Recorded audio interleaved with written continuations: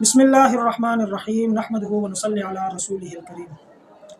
فرماتے ہیں جب بھی انسان مانگے تو اللہ سے برکت مانگے۔ برکت مانگنی چاہیے نہ کہ وسعت مانگنی چاہیے، کیونکہ برکت اور وسعت میں یہ فرق ہے کہ برکت تھوڑے چیز میں زیادہ کام ہو جاتا ہے، اور بعض دفعہ برکت نہ ہو تو زیادہ چیز میں زیادہ کام کیا تھوڑا بھی نہیں ہوتا۔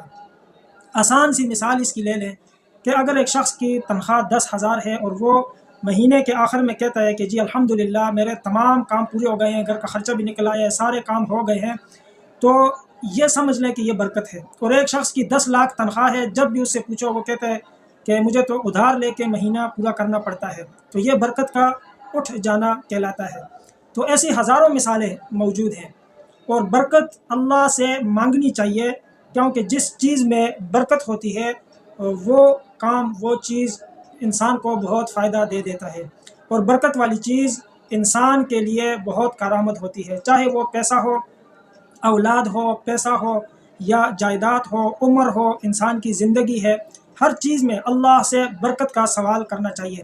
اور برکت جس چیز میں آ جائے وہ چیز کبھی ختم ہونے کا نام نہیں لیتی، اسی لیے فرمایا کہ جب بندہ کھانا کھائے تو اس کے آداب میں سے یہ ہے کہ پلیٹ کے درمیان سے نہ کھائے، اپنے منہ کے آگے سے کھائے۔ کیونکہ درمیان میں اللہ کی رحمت اترتی ہے، برکت اترتی ہے، تو ہر چیز کے آداب سکھائے گئے ہیں۔ اسی لیے دوستو یہ برکت جو ہے یہ مال میں کس وجہ سے آتی ہے، اس کے لیے چند ضروری چیزیں ہیں جس کی وجہ سے مال میں، اولاد میں، عمر میں برکت آتی ہے، وہ ہم ذکر کریں گے، اور ایک خاص وظیفہ بھی بتائیں گے انشاءاللہ۔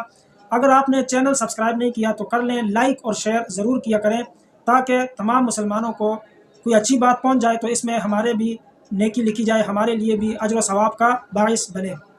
دیکھیں، ہر کام جب آداب کے بغیر ہو تو اس کا فائدہ نہیں ہوتا۔ اب مال میں برکت چاہیے، عمر میں چاہیے، تو برکت آتی ہے سب سے پہلے کام اعمال صالحہ سے برکت آتی ہے، مال میں بھی، زندگی میں بھی، اور ہر چیز میں۔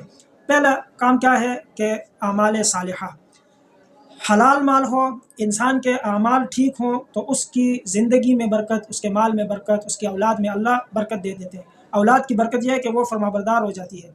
اور اسی طرح یہ جو لوگ کہتے ہیں نا ہماری اولاد نافرمان ہو گئی ہے، ہماری اولاد یہ ہو گئی ہے، وہ ان کو چاہیے اپنی کمائی پہ دھیان دے، کہیں کوئی حلال سے آگے تو نہیں بڑھ رہے، کہیں حرام کی طرف تو نہیں جا رہے، جس کی وجہ سے یہ اولاد نافرمان ہوتی جا رہی ہے۔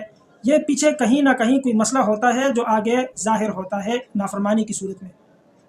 تو دوستو یہ اولاد میں برکت، مال میں برکت اعمال صالحہ اور حلال مال کمانے سے آتی ہے۔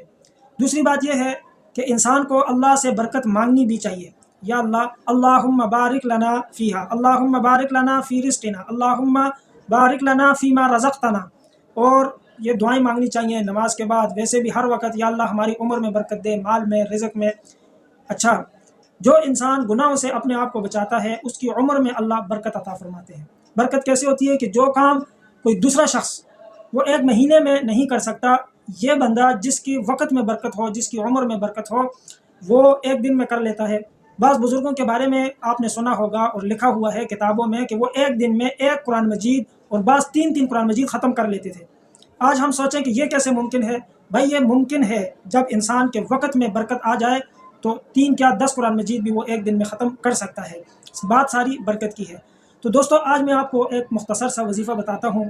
یہ سارے کام کرنے کے بعد اگر پھر بھی آپ کو لگے کہ کوئی مسئلہ ہے، کچھ سمجھ نہیں آ رہا، تنخواہ لیتے ہیں، غائب چند دن میں جیب خالی ہو جاتا ہے، پھر ادھار لینا پڑتا ہے، تو اس کے لیے ایک مختصر سا وظیفہ ہے، آسان سا وظیفہ ہے، جو آپ کریں گے انشاءاللہ آپ اس کے اثرات بھی دیکھیں گے۔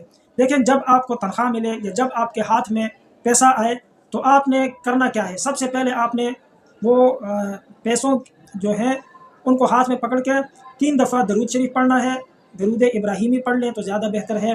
پھر درمیان میں سورہ کوثر جو قرآن مجید کی سب سے مختصر سورہ ہے، انا اعطیناک الکوثر فصل لربک وانحر ان شانئک هو الابتر، یہ سورت 3 دفعہ پڑھ کے اور آخر میں 3 دفعہ درود شریف پڑھ کے ان پہ پھونک دیں، انشاءاللہ اس میں اللہ تعالیٰ برکت ڈال دیں گے۔ لیکن شرط یہ ہے کہ پیسہ حلال کا ہو اور حرام کا نہ ہو۔